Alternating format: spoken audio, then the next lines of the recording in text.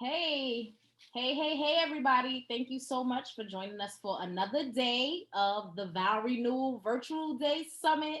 I'm so excited to have you guys here again. And as you already know, or if you don't know, this summit was created to help couples, millennial age, married Christian couples, just be able to restore, reestablish, or even create deep connection and intimacy in their marriage. And I am so excited today. We have a heavy hitter in the game.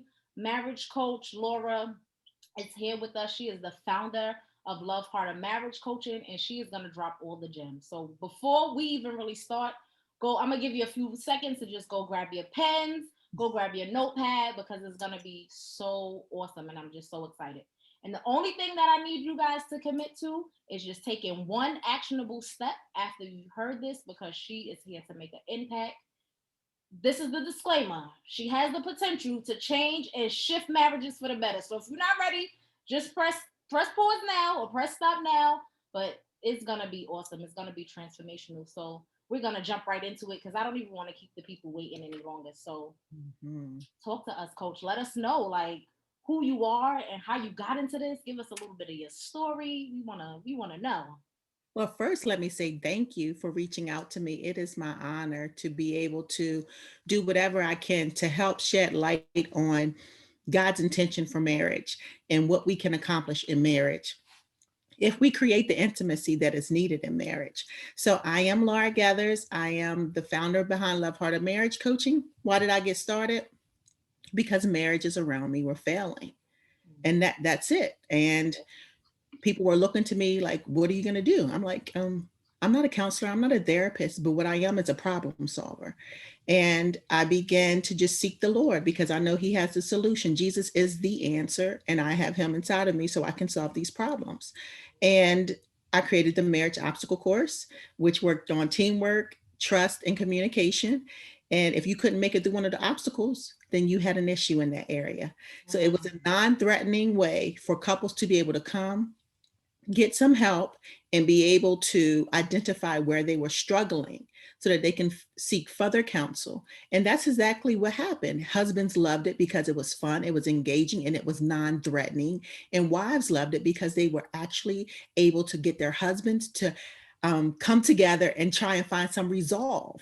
And from there, I launched marriage coaching and conferences and all the things that you see on social media. That is amazing. You make me want to join. You I, should. I was about to say I stopped by to do a course or two. You should. So today I know that you're going to talk about something that is extremely detrimental to marriage. And sometimes we don't even know that this thing is lurking behind the scenes in our marriage, and we start to blame so many different things that's going on. And it does cause a huge disconnect. It does cause lack of intimacy. So I'm personally excited. You're going to talk about intimacy killers, and just let us know like what are some things that can kill emotional and physical intimacy in a marriage. Thank you for asking that question. I think this is a very important topic because you hear a lot of people talk about what you should do to create intimacy, but not many people are talking about what's killing intimacy. Yeah. And it's not always the exact opposite of what you're not doing. And so when I think about intimacy killers, I think about anything that has the potential to creep in because normally when it deals with intimacy, it deals with vulnerability. Intimacy is nothing but vulnerability. I heard my pastor when I was in college, he would say, into me, see. So, Yeah. whatever area in which your spouse is not invited in to see you, Mm. can kill you, right? It can kill Woo. your marriage because there's this blockage, there's this darkness, there's this place that they don't know about that they want to know about. And so it makes them feel like they aren't fully loved, fully accepted, fully heard. So let's talk about the one that everyone knows, communication. Let's start there with Yes, communication. please, let's start there. So it's not necessarily that you aren't talking. It's what you're not talking about. You can talk to someone all day long, but what are you not saying? And whatever you feel hesitant about sharing with your spouse is an intimacy killer. That Mm. means that they won't know you in that capacity. That means that that door is shut and they don't know how to open it. And so you're shutting them out of a place in your life. And that's a killer, right? Yeah. They can't come in and get to know you in that way. And sooner or later, they're going to feel like that is who you are, Mm. Oh my Lord. You that ain't even start talking yet and you talking. you are hiding things from them. There's some secrecy there. And it's not that one where they can inquire because you have intentionally shut the door. So it's not necessarily what you're saying, but Mhm. maybe what you are not saying, what you are not making available for them to learn. So communication is very important if you want to open up that door to intimacy, but it can also be an intimacy killer. So Wow. remember that whatever area you feel yourself holding back when you are talking to your spouse about has the potential to kill the intimacy that you desire to have in your marriage. The second thing, I would say being intentional about spending time, creating time for your spouse. I am a big planner. I have so many planners. I have a planner for my business. I have a planner for my personal life. I have a homeschooling planner. I have a planner for all these things. But what that does is it makes me block out time for what's important for me. Absolutely. And I wish I could sit here and tell you all that I have always made a space for my husband, but that's not true. Tell us a little bit about that journey. Like how, like where were you and then how did you transition? How did you notice that this was something that was causing a disconnect between you guys? We were disconnected. And a lot of times, no, for a lot of times, you Mhm. notice that something is off. But what you won't do is check yourself. Oh, You don't go examine yourself. And so because I'm always in my planner, I began to look at what I was planning. mm, And there was nothing to include him. wow. And we can make whatever excuses we want to, because I can say, oh, well, I'm already up at 5:30, so I can exercise, and then I got to homeschool all day, and I have a business, and I have this, and I have that. No, no, no, sis. For me, God is a priority, and then the next time slot needs to be a slot for my husband. Yes. And I don't care if it's 15 or 20 minutes of intentional time. That means we're not just going to sit back and watch a show, or we're going to just talk about surface level stuff. It's going to be intentional time where I am not distracted. My phone is out of the way and I can fully focus on that moment. And in doing that, that allows them to know that I've made time for you. This Hmm. time is available for you. And communicating that in a way where they're not asking you, hey, if you're anything like me, I always have something that could be done, Yes. right? And so when you have that block of time where you're just sitting there, you don't have your laptop out, you don't have a book in your hand, you don't have your phone in your hand, you're saying, I'm available. Yeah. That's inviting, right? That's like, come on in. I'm free. And being intentional about creating that time allows them to feel like they're not being a burden or bothersome to you. And Right. that invitation is what creates intimacy. I, So you be know, intentional.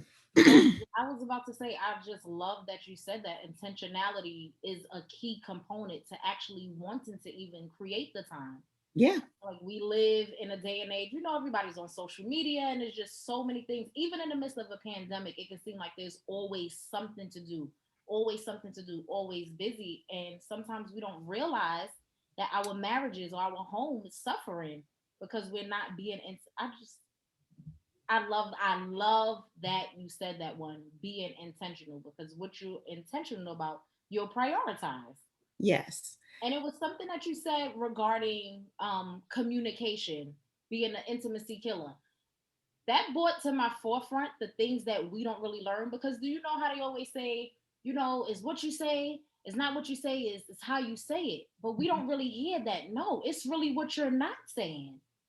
And who knew, like, what you're not saying is building this wall. What you're not saying is closing this door. So I'm grateful to be a partaker of this conversation with you, because you're actually teaching me some things as well. And just like for the person who's listening, who struggle with vulnerability, especially millennials. I'm just going to put that out there because we think that just flying off the handle and saying what we want for some of us is being vulnerable. I'm letting you know how I feel.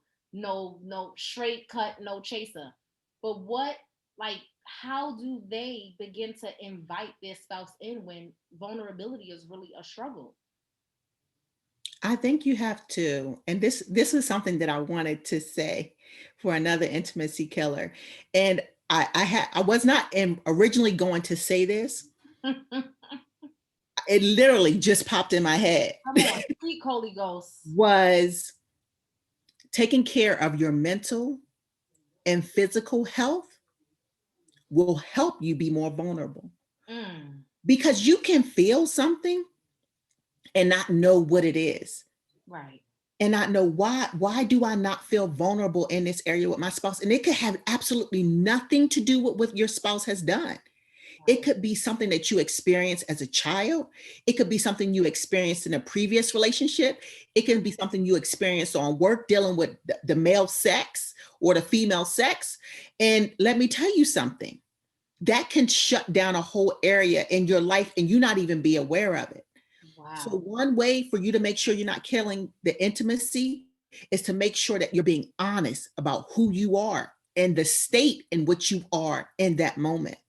Mm, Because if you're not seeking therapy or wise counsel and getting to the root of why you can't be vulnerable with your spouse, then there is something that's lingering that you have not dealt with. And I will say this, a whole person is the best asset you can bring to your marriage. ooh, And a lot of Lord. times we think it's money. A lot of times we think it's our presence. It's your wholeness, your mental and physical well being and spiritual well being. And Absolutely. when you are developing and growing in that area, then you will be vulnerable. Why? Because if you're vulnerable with God, you Mm, don't mind being vulnerable with nobody else. If you have accepted who you are, you don't care if no one else accepts it. It's only when you haven't that you want to hide it. So if you are growing and developing spiritually, emotionally, mentally, and physically, like you're not gonna put no, you know, when people lose a little bit of weight, they want to take some clothes off. They want to be vulnerable, right? absolutely. Ooh, what an Right. analogy. Come on now. The only time you want to cover up is when you haven't accepted something about yourself. Lo- Or is it the truth or is it not the truth? Yes. Wow. Wow. It's mind blowing that you even brought that up because one of the questions I said I gotta ask, I just gotta ask her. I have to ask her this question. Do you think that our relationship with God plays a part or intricate part in the way that we are showing up with ourselves and our spouses? Hands down. And I'll speak for me. I can't speak for no one else. But whatever I find myself struggling in the area with my husband, I also go back and say, God, am I struggling in this area with you? Mm, And 99.9% of the time, an area that I have not disclosed to my husband, I have not disclosed to my heavenly father, period. And no one wants to say that. When I struggle with submission, I wasn't submitting to God either. you better come When I on and struggle say with so. interceding, I hadn't fully accepted that Jesus was interceding on my behalf. When I Mm, struggle with forgiveness, I hadn't fully embraced God's forgiveness for me. So there is no area in which you are walking in wholeness that or that you will not be vulnerable in. There is not one. If wow. you are whole, you will be open because you have fully accepted that, hey, this God loves me how I am. He loves me with my flaws. And anyone that he has put me in relationship with, they're not always going to be happy about them, but they will accept them. And Yes. so you have no need to hide.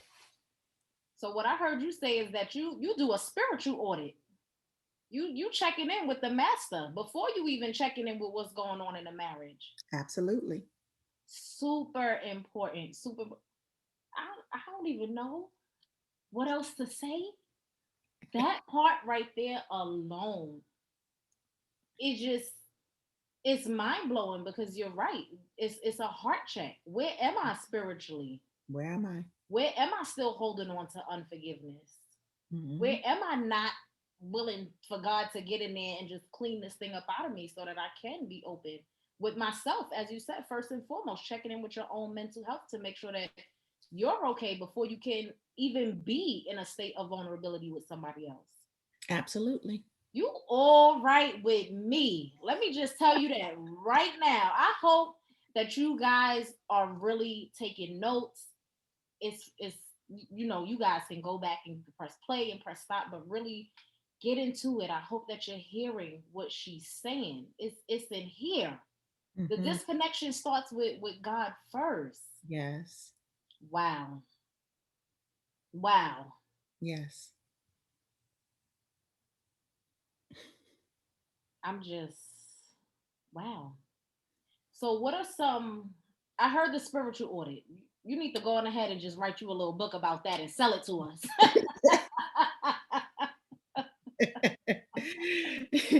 I heard the spiritual audit. So how can like what process did you go through to actually start to get on a journey of doing a spiritual audit? Did scripture start speaking to you differently? Did you get to a place where you just surrender? Like how did you do that? Because I'm sure people just heard you say that and I was like, wow, how do I get there? That's amazing information. So frustration got me there. If I'm going to be Mm, honest, frustration got me there.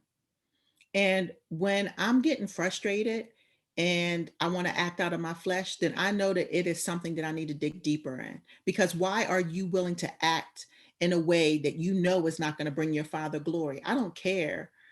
People act like, oh, well, your spouse gets the worst part of it. No, if I'm not going to go to work and yell at somebody, I'm not going to come home and yell. yeah. There's time out for that.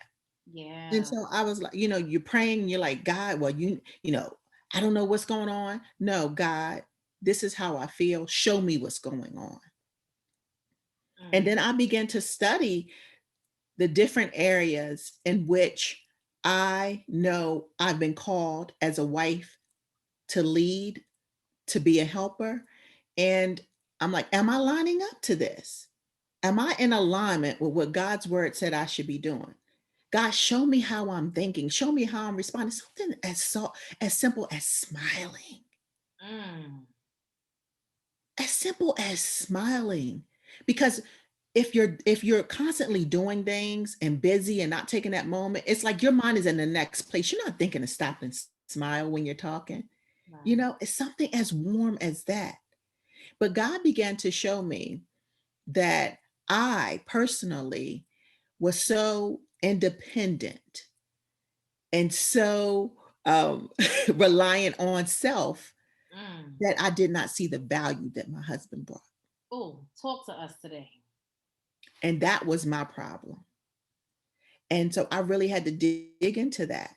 And so what God had me do every day was maybe for like, I want to say it was well over 90 days, write one thing that my husband does to make my life better. Mm. And that changed the game for me. So it may not be that for you.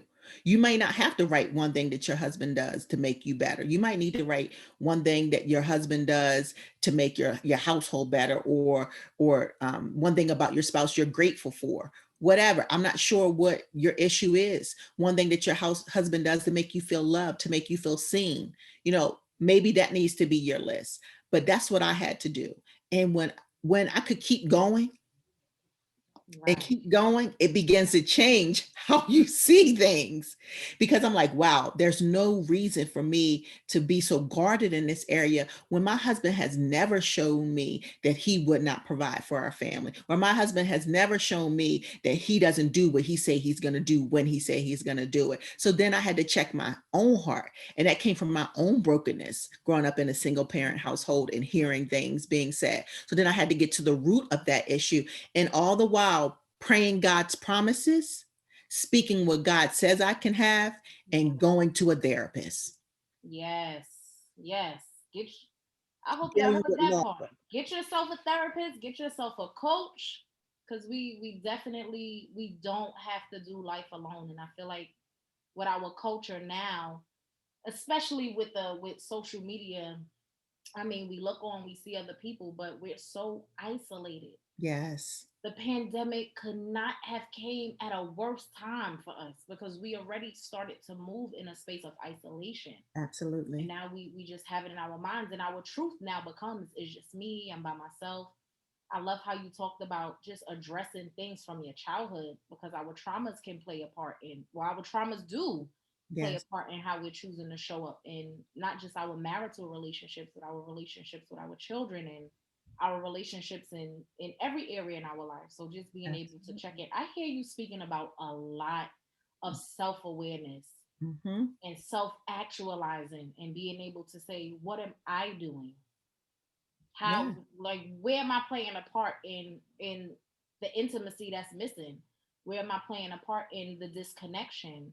um and the culture that we living in now is just, accountability is just not there. I don't I'm floored by the way The that lack of accountability, accountability. yeah, the lack of accountability. So I'm glad that you said, getting yourself a therapist, getting yourself a coach, getting somebody in your corner that can say, hey sis, hey bro, this is not okay.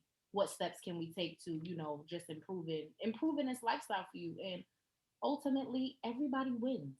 You win, your Absolutely. But husband think wins. about it. How can intimacy not start with anyone but you? Yeah. Like, if you don't know you, how can anybody else get to know you? You're absolutely right. That was me for so long, just so guarded. And when you talk about Yes. that independence, I'm like, I came from a long line of single women who did it. We always had food on the table and things like that. And God really had to humble me in that way. And it was like I didn't do the journaling, but God prompted me, you know what? I need you to start asking him more. And in Yeah. my mind, I'm like, you ever just have a battle with God? Like, who Yes, I I'm do. not doing that. Yes, I do. So it's like asking more. And I'm like, no, I'm not about to stroke nobody's ego so he could feel good about me asking for money and all these other things. And God really put me in a place where I had to just really humble myself. But I felt like it was coming from a space of brokenness. And God showed me, like, I'm not breaking you, but this is the person that I entrusted your life to here on earth. Come And on. it's not that you don't want to stroke his ego, it's your pride that's That- preventing you from asking, babe, can I? And it's just, now I'm just like, oh, I should have never learned that, because now I'm like, babe, can I, babe? But it just feels good, that weight, that pressure to just be Yes. lifted. And yeah, the intimacy, it grows. So Mhm.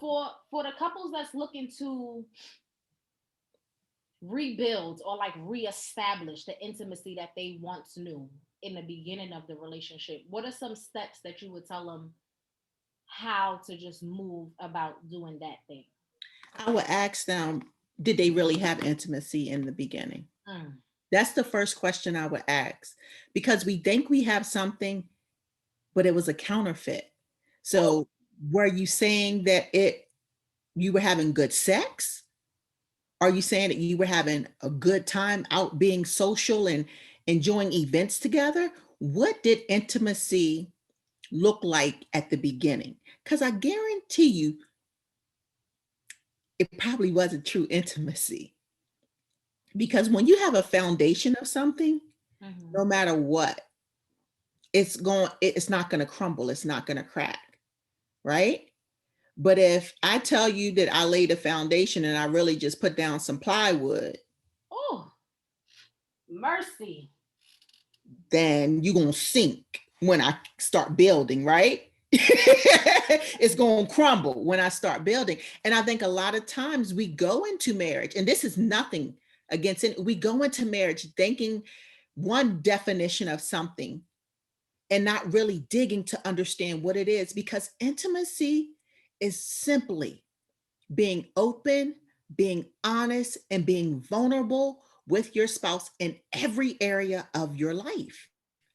And if something has happened where you did have that and you really did have that true intimacy where you were open and they could come in and you could talk about any and everything in depth, not surface level, but in depth, and they understood the root of everything, then my next question would be, what traumatic experience happened in your marriage or in your life that shut that door?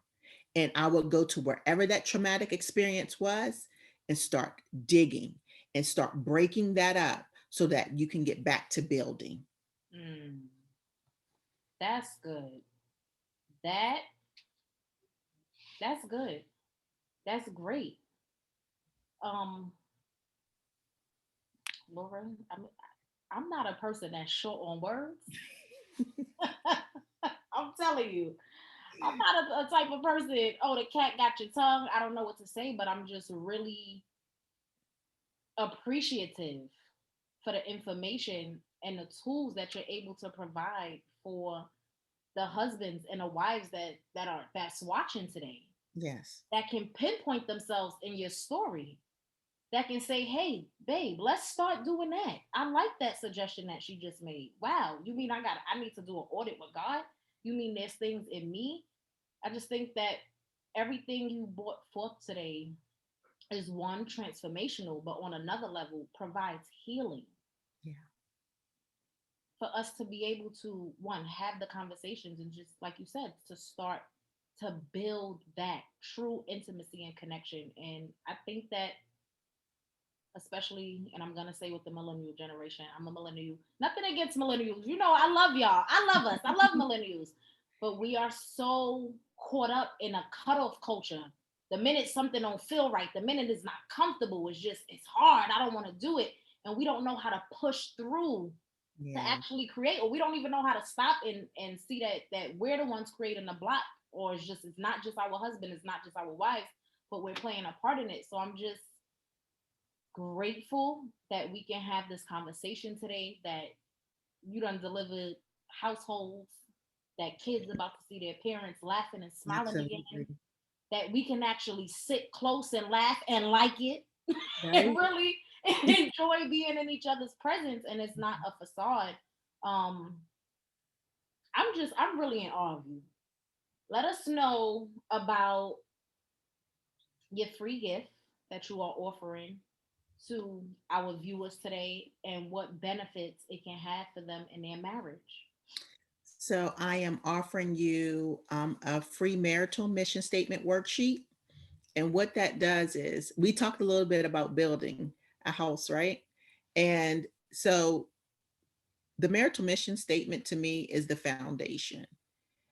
And I think when you said we that pushing past the conflict in your marriage, that marital mission statement is the source that helps you do that. What it does is it says, why are we together? What goal are we trying to accomplish throughout this marriage? Yeah. That when it's all said and done, we will be known as what?